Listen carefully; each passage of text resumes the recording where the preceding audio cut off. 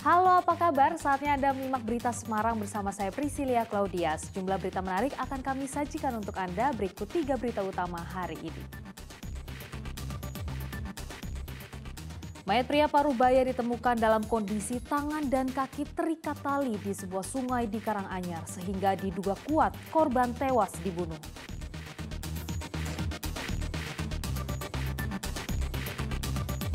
Dampak kenaikan harga pakan ternak, harga telur ayam di sejumlah daerah di Jawa Tengah kembali melambung tinggi.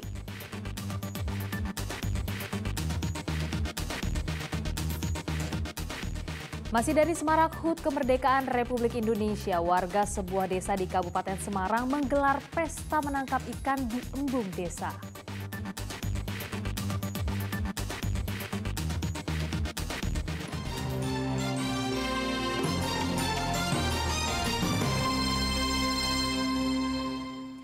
Mayat berjenis kelamin pria ditemukan mengapung di aliran Sungai Siwaluh, Karanganyar dengan kondisi tangan dan kaki terikat. Polisi meminta keluarga menunda pemakaman untuk proses otopsi lantaran kematian korban tidak wajar. Mayat pria yang teridentifikasi bernama Ngadiman ditemukan mengapung di aliran Sungai Siwaluh di Kecamatan Karanganyar, Kabupaten Karanganyar.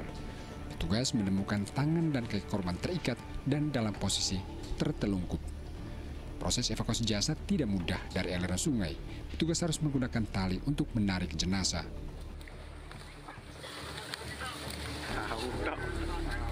Diduga kuat, pria Parubaya berusia 63 tahun ini tewas bukan karena tenggelam, melainkan dibunuh lantaran ditemukan sejumlah kejanggalan. Itu pada saat kejadiannya ditemukan dalam keadaan terikat atau pripun, Pak? Keadaan kaki terikat, tangan terikat, posisi terlungkup, Pak. Sekitar jam berapa itu, Pak? Sekitar jam pas berapa atau berapa ya? Itu rumahnya dengan lokasi kejadian dekat atau gimana, Pak? Ya 150 meter atau berapa, atau 200 meter kira-kira. Keluarga korban di Dusun Tegal, Binangun awalnya ikhlas menerima kematian korban. Namun jenazah urung langsung dimakamkan pada Minggu malam lantaran polisi meminta proses autopsi jenazah. Autopsi dilakukan karena penyebab kematian korban dianggap tidak wajar. Apalagi sebelum ditemukan meninggal, korban sempat berperilaku tidak seperti biasanya. Laporan pada pimpinan Pak Kapolres sehubungan dengan meninggalnya Pak Man itu tidak wajar, maka diperintahkan oleh Kapolres untuk diotopsi. Kalau dari pihak keluarga sendiri sebelumnya gimana, Pak? Menerima atau gimana? Keluarga itu sudah menerima. Kalau sebelumnya sendiri ada gelagat beda nggak dari Pak Ngadiman sebelum kejadian? Maksudnya agak murung atau gimana, agak bingung atau begitu? Iya, ya karena sudah berusia tadi, sukanya ya hanya bulan-bulan. Pikirannya sudah berubah lah. Berbeda dari biasa-biasanya itu, Pak? Dari biasa-biasa ya. Jenazah kemudian dibawa kembali ke Rumah Sakit Umum Daerah Karanganyar untuk diautopsi. Hasil autopsi nantinya bisa mengungkap penyebab kematian korban. Dari Prasetyo melaporkan dari Kabupaten Karanganyar. Keberadaan wahana hiburan, pameran, dan pasar malam UMKM di Komplek Islamic Center Kabupaten Brebes diprotes sejumlah sekolah dan pondok pesantren. Aktivitas di kawasan itu dinilai mengganggu belajar mengajar siswa.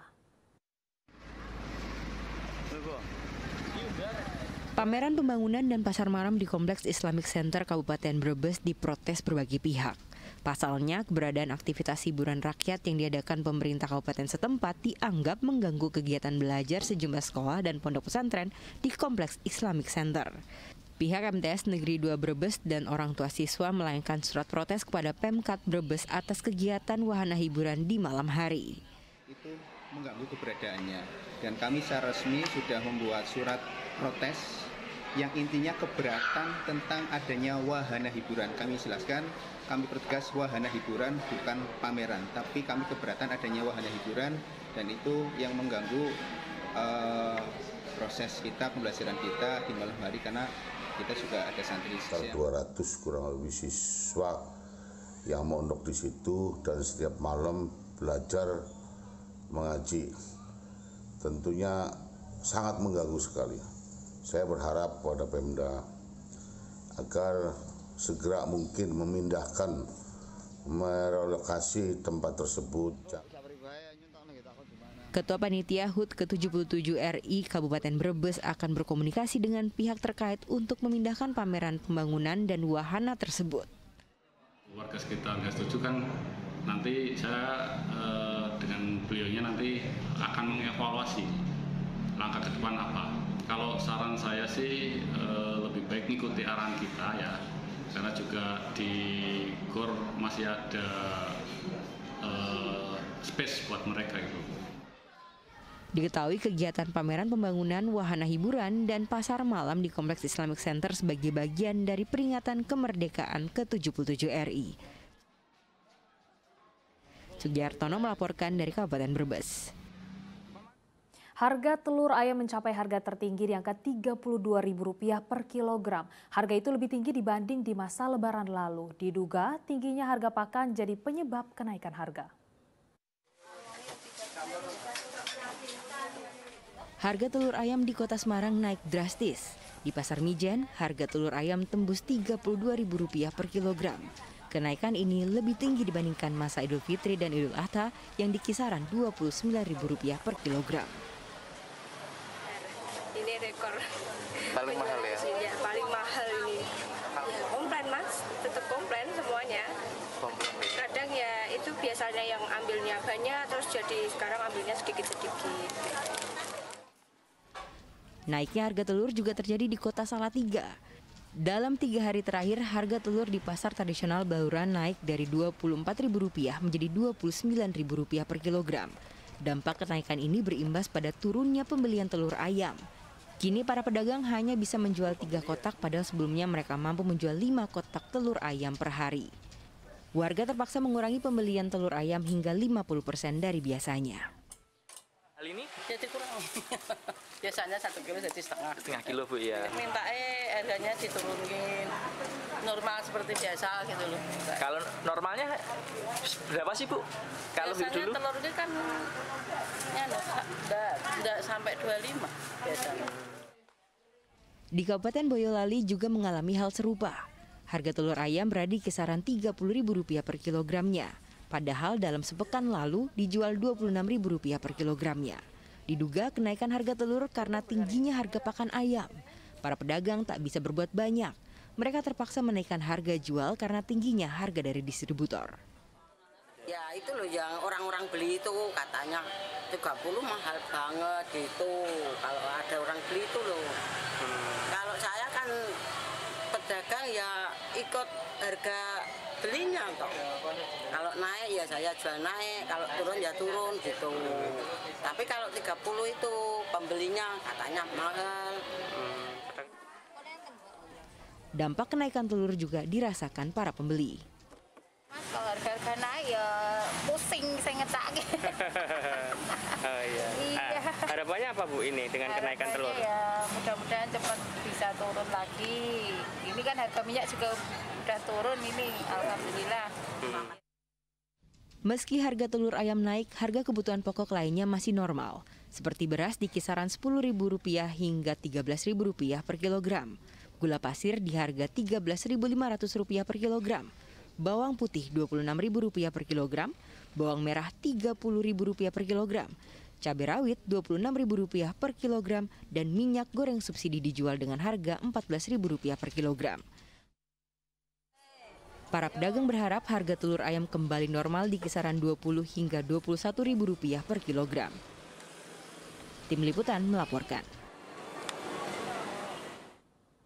Menteri Pemuda dan Olahraga Zainuddin Amali menerima gelar Profesor Kehormatan dari Fakultas Ilmu Keolahragaan Universitas Negeri Semarang. Politisi Partai Golkar itu dianggap berprestasi memajukan olahraga di tanah air.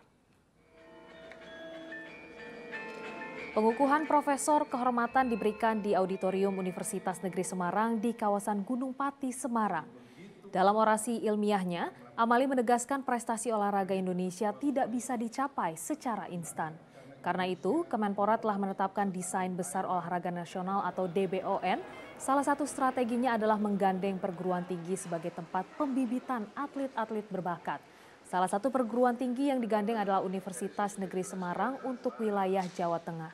Salah satu target ambisius dari desain itu adalah Olimpiade 2044, di mana Indonesia menargetkan masuk dalam 5 besar dengan mendulangi emas dari 14 cabang olahraga unggulan. Menempatkan perguruan tinggi atau kampus itu menjadi partner utama untuk pembinaan olahragaan, baik itu prestasi, pendidikan maupun olahraga rekreasi. Jadi kalau ditanya apa kontribusinya, sekarang ini UNES menjadi salah satu sentra pembinaan talenta-talenta muda di bidang olahraga untuk Jawa Tengah dan sekitar. Puluhan warga di Kabupaten Tegal mendapatkan bantuan sembako dari Mabes TNI Angkatan Darat. Pelaksanaan TNI Manunggal Membangun Desa diharapkan mampu mengembangkan dan meningkatkan kesejahteraan warga desa.